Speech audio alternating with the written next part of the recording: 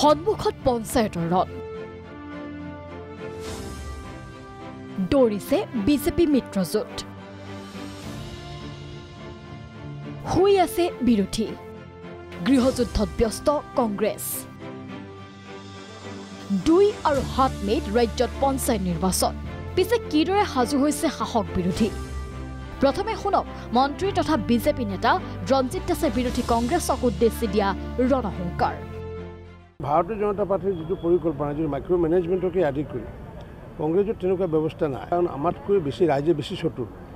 গতিকে এই যে পৰিয়াল কেন্দ্ৰিক যিটো ৰাজনীতি কংগ্ৰেছৰ তাৰ কাৰণে আগন্তুক দিনত অসমত থাকিব গোৱালপাৰাত থাকিব ধুবুৰীত থাকিব বাকী কংগ্ৰেছ কোনো নাথাকে আমি যদি বেছি আগ্ৰাসী ৰূপ লওঁ তাৰ পৰাও যাবগৈ যেনেকৈ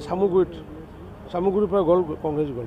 কিন্তু কিয় ইমান আত্মবিশ্বাস বিজেপিৰ তাৰো কাৰণ নোহোৱা নহয়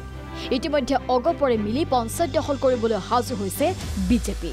দিন ৰাতি একাকাৰ কৰি ব্যস্ত হৈ পৰিছে নিৰ্বাচনী কামত ইয়াৰ বিপৰীতে মিত্ৰতাক লৈ এতিয়াও চূড়ান্ত সিদ্ধান্ত লোৱাত ব্যৰ্থ বিৰোধী শিবিৰ আনকি নিজৰ মাজতে ব্যস্ত হৈ আছে আক্ৰমণ প্ৰত্যাক্ৰমণত আপোনালোকে যদি আমাক ক'ৰবাত হৰুৱাবৰ কাৰণে যে 26ত কিমান সিট দিম এটা পঞ্চায়ত নিৰ্বাচনৰ ৰিজাল্টৰ ওপৰত নিৰ্ভৰ কৰিব গতিকে এই সময়তে আমি ৰাইজৰ দলক হৰুৱাই লওঁ যাতে কম সিট দিব লাগে এনেকুৱা ধৰণৰ নীতি লৈ যদি আপোনালোকে নিৰ্বাচন খেলে তেতিয়াহ'লে সেইটো বিজেপিক সহায় কৰাব লাগে আমি কিন্তু সেইটো কৰিব খোজা বন্ধু হয় আমি একেলগে নিৰ্বাচন খেলিম বুলি আশা কৰি থাকোঁ তাৰপিছত যদি তেখেতে আমাৰ বিষয়ে এনেকৈ কয় তেতিয়াহ'লে আমাক তেখেতে প্ৰতাৰণা কৰাৰ নিচিনা হ'ব মই ৰাইজৰ দল ভাল বেয়া মইতো কৈ নাথাকোঁ মইতো একো নকওঁ তেখেতেও মোৰ দলটোৰ বিষয়ে এনেকুৱা ক'ব নালাগে মোৰ মনত দুখ লাগে ন মোৰ দলটো ইমান বেয়াকৈ ক'লে সেই গতিকে তেখেতে এনেকুৱা কথা নক'লে বিৰোধী ঐক্যটো শক্তিশালী হ'ব মই ছবি প্ৰায় স্পষ্ট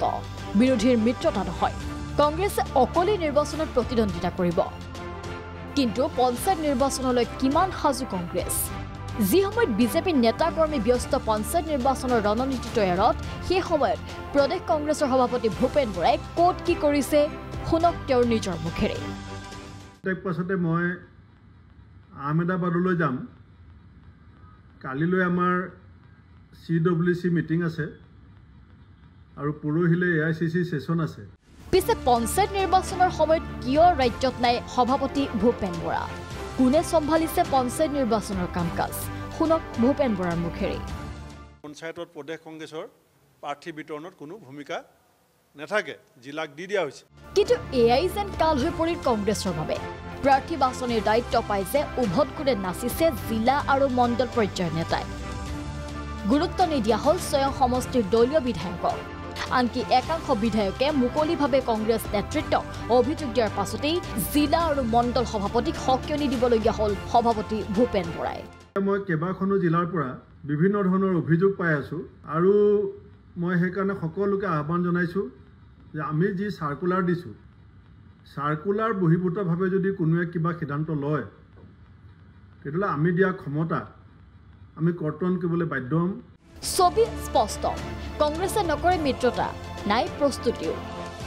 যেন গৃহ কন্দলত ব্যস্ত কংগ্ৰেছে ৱাকঅভাৰ দিব ওলাইছে বিজেপি যদিহে পঞ্চায়ত নিৰ্বাচনত প্ৰভাৱ পেলাব নোৱাৰে তেন্তে আগন্তুক বিধানসভা নিৰ্বাচন যে একপক্ষীয় হ'ব সেয়া সহজে অনুমান কৰিব পাৰি অপেক্ষা মাথো সময়ৰ ব্যুৰো ৰিপৰ্ট প্ৰাগ নিউজ